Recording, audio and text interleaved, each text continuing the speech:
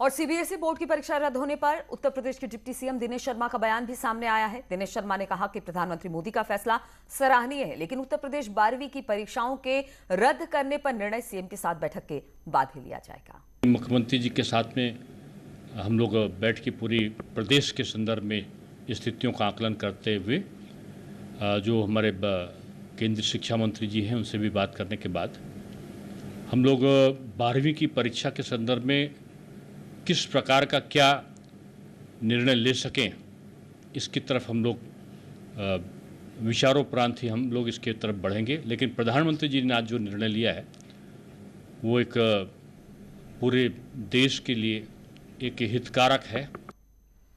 और खबर चंदौली से लेते हैं, जहां पर पुलिस और बदमाशों में मुठभेड़ हुई है। डॉक्टर का अपहरण करने के वाले थे आरोपी, और जिसके बाद पुलिस के साथ मुठभेड़ हुई।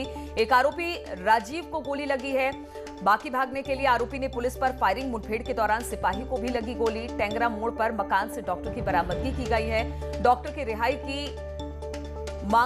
रिहाई को लेकर 70 लाख की फिरौती मांगी गई थी। फिरौती की रकम को भी फिलहाल बरामद कर लिया गया है। कलीनगर के बिलारीडीह एनएच पर यह मुठभेड़ बताई जा रही है।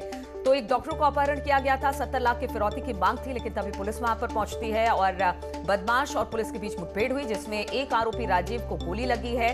पुलिस पर भी फायरिंग शुरू की, जिसके बाद जवाबी फायरिंग में पुलिस को गोली चलानी पड़ी। सिपाही को भी गोली लगी है और उसे अस्पताल में भर्ती करा दिया गया है।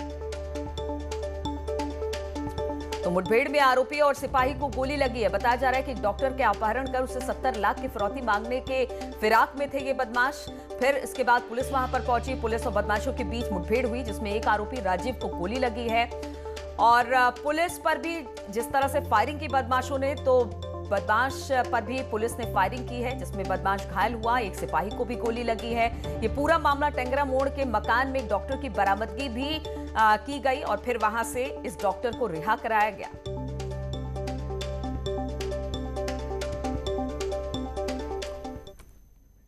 और कैबिनेट विस्तार के अटकलों के बीच लखनऊ में मैराथन बैठक हुई। संगठन मंत्री बीएल संतोष की अध्यक्षता में हुई इस बैठक में दोनों डिप्टी सीएम सहित 12 मंत्री शामिल हुए। लखनऊ में बीजेपी की बैठक हुई, जिसमें दोनों डिप्टी सीएम और संगठन मंत्री बीएल संतोष के बीच बैठक हुई है। बैठक के बाद डिप्टी सीएम केशव प्रसाद मौर्य ने कहा है कि संगठन को मजबूत करने को लेकर चर्चा हुई। उन्होंने कहा कि 2022 में बेहतर परिणाम के लिए बैठक हुई है। मौर्य ने कहा कि इस बार भी 300 के पार का आंकड़ा होगा। उन्होंने कहा 2022 में हम फिर से चुनाव जीतेंगे। दिनेश शर्मा ने बैठक को रूटीन प्रक्रिया बताया। दोनों डिप्टी सीएम के बाद कैबिनेट मंत्री सिद्धार्थनाथ सिंह, श्रीकांत शर्मा, स्वामी प्रसाद मौर्य के साथ भी संगठन मंत्री बीएल संतोष ने बैठक की। संगठनात्मक दृष्टि से बैठक पर चर्चा हुई है। बैठक जो चर्चा हुई है बहुत अच्छी चर्चा हुई है। 2022 में हम लोग फिर एक ऐतिहासिक विजय प्राप्त करेंगे। संगठन की एक प्रक्रिया होती है। पूरे देश में माननीय संगठन मंत्रीगण, संगठन के वरिष्ठ लोग पूरे देश में प्रवास करते हैं और इसी प्रकार से अगर आप देखें तो 2-2, 3-3 दिन रह के एक लोगों से मिल के और संगठन के लोगों से, विभिन्न पदाधिकारियों से मिल के जाते हैं। वहीं बीएल संतोष ने योगी सरकार में कैबिनेट मंत्री और राज्य मंत्रियों से भी बात की और सरकार के कामकाज का फीडबैक लिया। बीजेपी सूत्रों की माने तो ये मीटिंग आने वाले विधानसभा चुनावों के लिए बेहद अहम साबित होने वाली है।